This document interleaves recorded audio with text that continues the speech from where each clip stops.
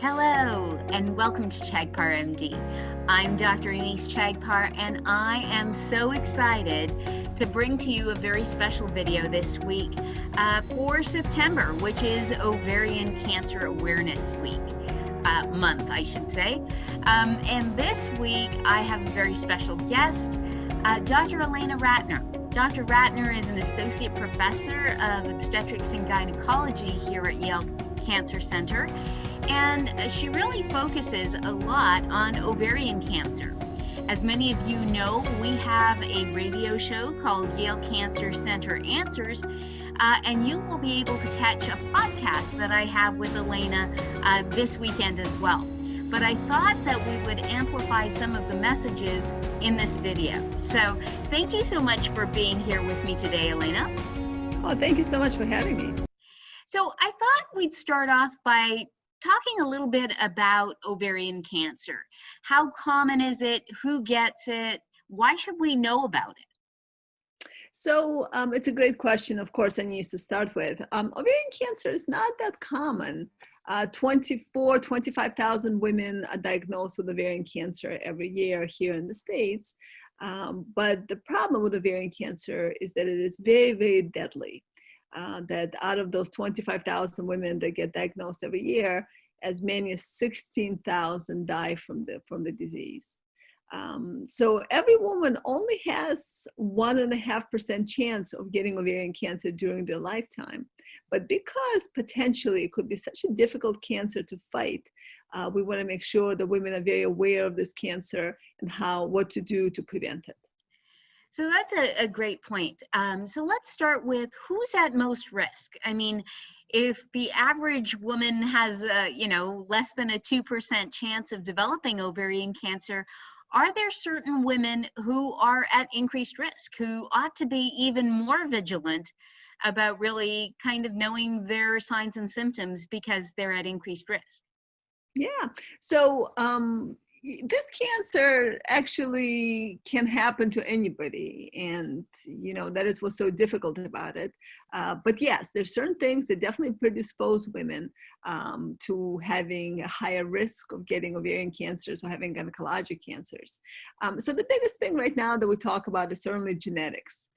We very much so strongly believe that this cancer, as well as probably all cancers, have some sort of a genetic impact. So for women who have family history of certain cancers, that certainly increases their risk and makes us more aware that these women might be at higher risk. So, and it's not just ovarian cancer. It's not just whether you have family history of somebody who had ovarian cancer. It's also family history of somebody who had breast cancer. It's family history of somebody who had pancreatic cancer. It's for males that have had a lot of prostate cancer in the family. It is for families where melanoma runs through the families. So ovarian cancer is one of these cancers that's kind of all tied in the family of other cancers. And it doesn't just affect women, it affects women and men. And that's why it is so important to know your family history and to know kind of where you come from and what cancers ran in the family, because that very much helps us figure out if somebody has a higher risk or not. Yeah, and the other thing that often comes up, and I still hear this question, is if there is all of these cancers, but they're on my father's side, does that still count? Such an excellent point. Thank you for reminding me to mention that, of course. So family history doesn't just matter on the mother's side. It matters both on mom's and dad's side. All of us have 50% genetic we carry genes from 50% mom, 50% dad. So it matters as much the family history for the dad as it does for the mom. And genetics, of course, is just one of them, one of those predisposing factors. In the older days, 5 years ago, we used to talk mostly about women who were Ashkenazi Jewish ethnicity and background, because for a long time we have known that women who are Jewish Ashkenazi have a higher risk of having breast cancer, ovarian cancer. Big part of it had to do with these genetic mutations that they carry. It is no longer that we only looked at Jewish women to say, oh, you are more likely to have these mutations, even though we know that that is truly the case. Women who are Jewish do have a much higher risk risk of getting these cancers. But now it's much broader than that, and we are much smarter, and we know much better how to test for different mutations and how to try to decrease the risk from that standpoint. And even outside of family history and genetics, are there things that put some women more at risk than others? Or perhaps framed another way, are there things that women can do to reduce their risk of getting cancer? Whether it's, diet or exercise or other things? Yeah. So yes, genetic mutations, even though it's the highest predisposition, brings you the highest predisposition to these cancers, it is only a very small part of what we look at. There's so much more. I look at it more from the prevention side. So in terms of prevention, so women who have many children, women who have had 5 children or more, decrease their risk by 50%. Wow. Women who breastfeed every single one of those 5 children for 1 year each, decrease their risk for another 50%. But for women who are, I have 4 children, so women who are more sane than this, and women who take birth control pills, they significantly decrease your risk. And this is something that I always talk about, because I think there's not much education out there. Women don't know that taking birth control pills significantly decreases their risk of ovarian cancer. There's always so much conversation out there whether birth control pills are good or bad, the hormones. But for this, we have very, very strict data that if somebody takes birth control pills for 5 years, their risk is reduced by 50%. If they take it for 10 years, their risk is reduced by 80%, and so forth. And that number is proportional. So even for the women who, let's say, have tons of family history in their family, and actually even carry the gene mutation, the BRCA gene mutation or the Lynch gene mutation, even for those women, taking birth control pills decreases their risk by 50%. So if somebody has 20% chance of getting ovarian cancer and they take birth control pills for 5 years, their risk now becomes 10%, and so forth. Women who have endometriosis, unfortunately, have a higher risk of ovarian cancer. Endometriosis is somewhat a common condition that affects women, young women. It is a very difficult condition to live with. It's very painful. And additionally, it increases risk of infertility. And additionally, unfortunately, it also carries higher risk of ovarian cancer of certain kinds. Women who had their tubes tied, that significantly decreases their risk. We no longer, this day and age, advocate for tubes being tied. We usually just recommend removing the tubes completely, and that significantly decreases your risk by as high as 70%. So those are just some of the things that we all can do to try to decrease our risk. In terms of endometriosis, if you have it and it's treated, whether medically or surgically, does that reduce your risk? It does. If endometriosis is treated surgically and all of it is removed, then yes, it reduces your risk. Again, endometriosis, unfortunately, increases risk twofold. One, because of infertility and because women don't have children, and that alone increases their risk. And second, because sometimes, very rarely, endometriosis is very common, a lot of women have it, but very rarely some of these implants turn into cancer themselves. So if the implants are gone, then one, you can get pregnant if you wanted to, and second, then you don't have implants that can turn into cancer. And so that's really good information in terms of reducing your risk, but you can never reduce your risk to zero. So the other question that a lot of people ask is, are there any screening tests? Are there any biomarkers?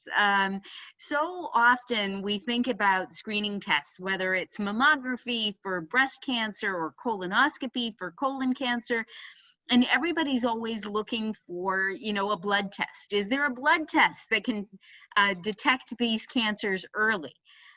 Is there anything for ovarian cancer?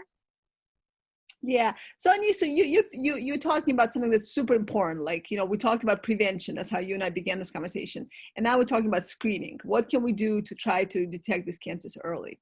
unfortunately, we do not yet have a way in ovarian cancer to diagnose these cancers early. You and I talked for a while on the radio show about how the most important screening test really for women is listening to their bodies and paying attention to their symptoms. How in the older days, a few years back, we used to say ovarian cancer is a cancer that whispers, that there is no symptoms, there's nothing you can do. But now we know that is not the case. Ovarian cancer is not whispering, it's that nobody is listening. So it is very, very important to pay attention to those symptoms. And you and I, I'm sure, will discuss a little bit more about what those symptoms are. But for women who are at regular risk, and women who are not at higher risk for ovarian cancer, we do not advocate for any kind of screening because it unfortunately is just not great. The only screening that we have for ovarian cancer is combination of an ultrasound, something called transpelvic ultrasound, vaginal ultrasound, in combination with a tumor marker called CA-125. A lot of our listeners, I'm sure, have heard about CA-125. It is a tumor marker, but unfortunately, it is not a good one. Many things make this tumor marker elevated. Many things make it falsely low. So it is really, in the greater scheme of things, for a woman who is at regular risk, it is not worth it for her to undergo this kind of screening because the literature showed that it really did not help us detect cancer substantially. And the only thing it did is that it increased the number of surgeries these women had that they did not need. This is different, though, for women who are at higher risk. Yeah. So for women for whom we calculate and we believe that their risk is higher in general, for those women, yes, we very carefully do their ultrasounds at least once a year, if not twice a year, and we do that in combination with CA-125 marker, knowing that it's not the marker, the number itself that's important, is the specific trend for that specific woman. So yes, the only thing you can do is ultrasound and CA-125. For women who we feel at high risk, we watch them very carefully. We do exams. We do these testing, and of course, there's tons of research. Here at Yale, I have a special practice where we try to detect cancers early. It's called an early ovarian cancer detection program, and we do tons of research in addition to the standard things. Sometimes we'll look for cancer cells in the urine. We'll look at cancer cells in Pap smears. We'll look in the blood. So tons of research is happening. But as a standard, the only things right now that we have is just the ultrasound and the CA-125, but only for women who are at higher risk. And higher risk based on the things that we talked about before in terms of genetics and so on. Correct. And so let's talk about those symptoms, because a lot of people still think that ovarian cancer really is this cancer that whispers. It's one that, all of the symptoms seem to be symptoms that you would otherwise think are normal. So talk a little bit about those symptoms and what things you should pay attention to and when you should really be going and seeing your doctor. And that's exactly correct, Denise. So the tricky part here is a great majority of women who develop these symptoms are completely normal. This is symptoms of menstrual periods, it's hormonal symptoms, it's symptoms of perimenopause, it's symptoms of menopause. So that is the challenging part, is to how to for the woman to know that what she's feeling is not normal versus what is the normal for her. So we have always known that women with advanced ovarian cancer, stage 3, stage 4, do have a lot of symptoms. We know that 98% of these women have symptoms. But very recently, through many different studies, we have also found that as high as 75% of women with low stage 1 and stage 2, which is of course where we want to find these women, also have some symptoms. So the symptoms we're looking for is bloating, bowel symptoms, diarrhea, constipation, bladder symptoms, of feeling like your clothes are not fitting well, gaining some weight. And we all listening to this and we all have had these symptoms. But the women who subsequently developed cancer, they had these symptoms every single day for 2 to 3 weeks. And it also wasn't just one symptom here and there, it was a combination of symptoms. So somebody who had bowel symptoms and bladder symptoms, somebody who had bloating and bladder symptoms. So that is kind of how to look at this. I certainly do not want our listeners to come off from this saying, oh my goodness, this is abnormal. Great majority of women, for them, these symptoms are completely normal. Yeah. I'm just saying, pay attention, know what's normal for you. And if something happens all of a sudden, even if it's around menopause or perimenopause, that you say, you know, it's weird. I kind of felt like this every single day so far. I don't feel ups and downs. Just see your provider. It's really just that simple. And that brings me to the next question, which is this whole question of are doctors able to recognize these as being potential signs of early ovarian cancer, or are they more likely to simply brush it off? You know, maybe this is just you, maybe you're going through menopause, maybe this is a little bit of bloating, maybe, you know, you're gaining weight, this is all normal.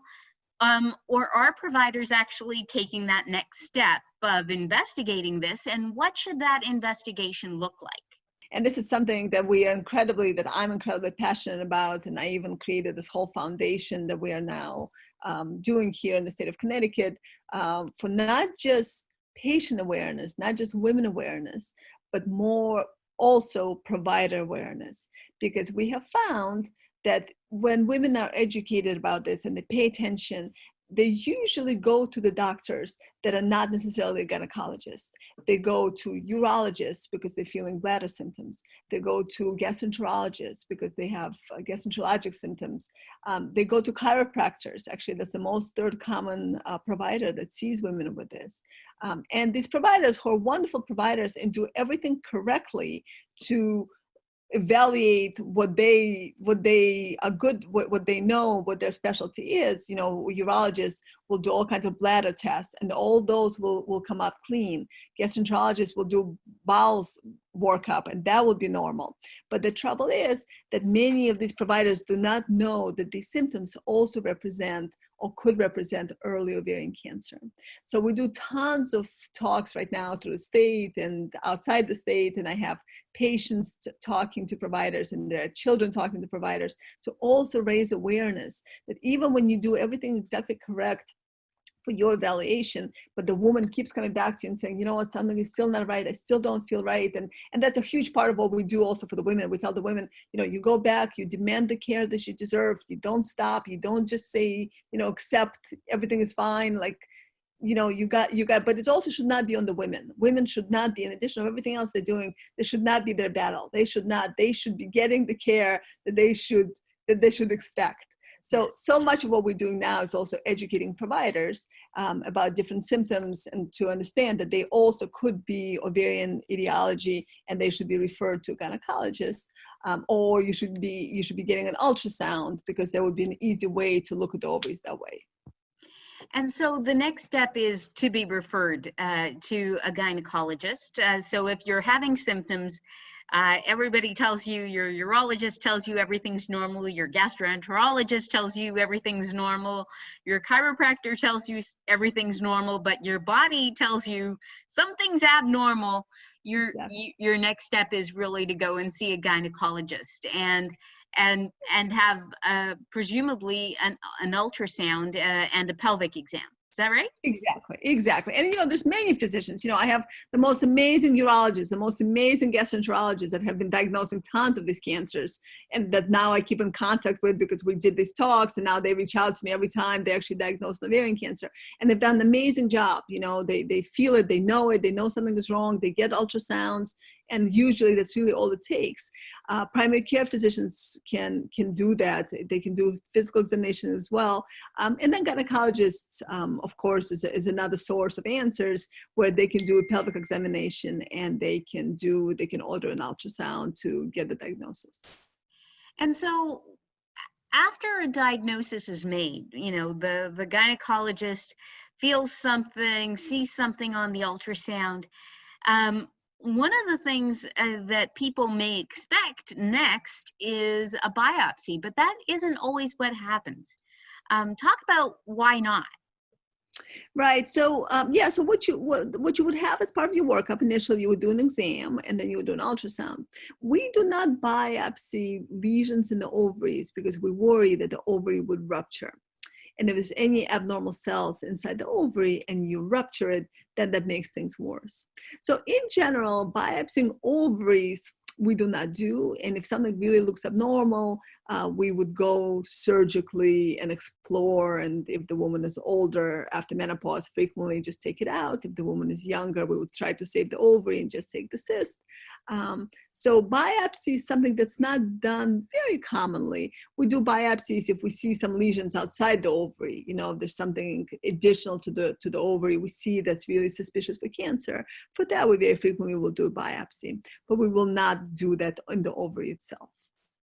And so when, say, an ovary is taken out and it is cancer, talk a little bit about staging of ovarian cancer. And are there different types of ovarian cancer? How do you know?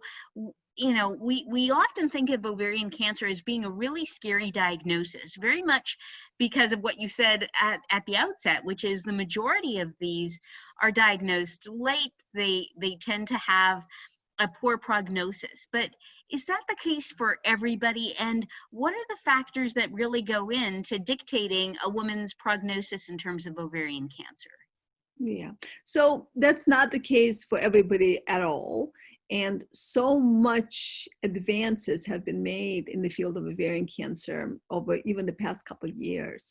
And that ranges from everything. That ranges from the way that I will surgically stage this cancer. You know, a few years ago, 5 years back, women used to have big incisions on their belly, stay in the hospital 7 days. Now, most of the surgeries I can do laparoscopically or robotically, where women just have tiny little incisions and go home same day or next morning. It then continues in the fact that we can really study these cancers, and we very much believe in personalized care and targeted therapies. So every tumor that gets done here at Yale, we study it, we understand different mutations. You know, I look at 386 mutations in every tumor because I don't treat these cancers the same just because the name of the cancer is the same. Not everybody gets the same treatment. It is incredibly personalized. We try to look at specific mutations, specific targets, and then we're able to treat women this way. And not only do women get better responses because it works better and it's more effective, but their quality of life is better because I'm able frequently to spare them from the systemic side effects from chemotherapy and give them something that's specifically for their tumor. So no, you know, the present and the future in ovarian cancer is getting brighter and brighter. There's a lot more advances that we have now that we didn't have a few years ago, and we literally get new ones every few months. And the key again is diagnosing it early and truly personalized approach specifically to that woman in terms of surgery and in terms of treatment. So talk a little bit about that personalized treatment. I mean, 386 mutations, that is amazing. So I guess there's a few questions there. Number one is, how do women know that their cancer is going to be tested for all of these mutations? And are there targeted therapies for each of these mutations? I mean, when we think about breast cancer, I mean, there are certainly a number of things that we look at in terms of hormonal receptor status and HER2 and potentially PD-1 and PD-L1 in terms of immunotherapy. But when you talk about, you know, this plethora of mutations and potential targeted therapies, I guess the one question is, are all women getting that standard of care? I mean, is that widely available? Or are these things that are only available at some academic centers? Are these things that are only available on clinical trials? Yeah, and so again, excellent question. You know, I'm spoiled by being here at Smilo, and I feel that everybody should be getting the kind of care that our women here at Smilo get. You know, for us, we do routinely. There's commercial companies who do it, but of course, in an academic center like Yale or Smilo, all of us are researchers, so we do it additionally beyond the commercial availability. And your second question is also excellent. There are many targeted therapies that are available. But more importantly, there's more and more becoming available literally every couple of months. You know, PARP inhibitor was a very big one that came out in 2014. that kind of changed the paradigm as to how we treat ovarian cancer. This was kind of the first time where we understood how important genetic mutations are, not just for what I was talking about a couple of minutes ago in terms of your predisposition to cancer, but also to your treatment of these cancers. We have always known that women who have these genetic predispositions, these BRCA mutations, even though they had a higher risk of getting cancers, they did much better. You know, they lived much longer, they responded to therapy much longer. And we never understood why. And then over the past maybe 10 years, so much research has been done, and we now truly understand the specific genetic mutations that help these women do better, that help chemotherapy work better, and now allow me to have special pills, not even IV therapy, pills that women can take at home that are specific for their mutations. And that's just one of the many examples of different things that we have of specific targeted therapies for the specific mutations that we discovered these women to have. I mean, that just sounds so great, right? It sounds so great that people could potentially have their tumor taken out robotically, have it sequenced, looking at a number of mutations, get a pill that has fewer side effects, that directly targets those mutations. And I just wonder, I mean, when we started off talking about the fact that ovarian cancer tends to be diagnosed late, that, it tends to be the most deadly cancer, or one of the most deadly cancers, I just wonder, has that changed? I mean, have we seen a shift in terms of prognosis with more women with ovarian cancer living longer because of these advances? Yeah, so it's changing. We are in the process, we're kind of in the infancy of seeing the changes that these new treatments are bringing on. This is truly now becoming a chronic disease for those women who are not cured up front. And in the older days, again, this used to be a small percentage, it's a higher percentage now. But for those women who are not cured, it truly becomes chronic disease where women are on some sort of treatment on and off for the rest of their lives. I do this talk when I go around to speak to patients. I do it with a lot of my women, my patients, and their stories, of course, resonate so much more than just me telling you. But I have this wonderful patient who comes with me a great deal, and she tells a story how she was at the very, very late stages of her cancer almost 5 years ago, and she was recommended to go to hospice, and then she came and see me, and at that point in my own lab, we tested the tumor, and we found that she had this one unique mutation, and she's now been, 5 years, not only alive, but doing great, taking a pill and having a wonderful life and driving around doing talks with me. I mean, there's many, many stories like these, and that's why I always say there's always hope. There's, it's not miracles, it's miracles, and it's science, and it's religion, it's whatever you believe, but there's things that we are able to find. And you just don't know who's going to get them or who's going to have them, but that's why you're going to keep looking and checking. And for those women, some mutation or some treatment could really change their entire life and their prognosis and everything around this cancer. Wow. I mean, it just sounds like, when we started off saying that this was a pretty deadly cancer, it's so wonderful to end up with this note of hope that science is advancing, that we're really making great strides, it seems, in ovarian cancer. So Elena, thank you so much for being my guest here on CHEGPAR MD. For all of you who may have ovarian cancer or may know somebody who does, I hope that you found this video helpful. I hope that you'll like and share it, and please do subscribe. I will leave you Elena's information on how you can contact her in the description box below. Remember, there is hope for ovarian cancer. Be sure to be educated and informed, listen to your body, and get the help that you need. Until next week, this is Dr. Anees Chagpar wishing you all a safe and healthy week.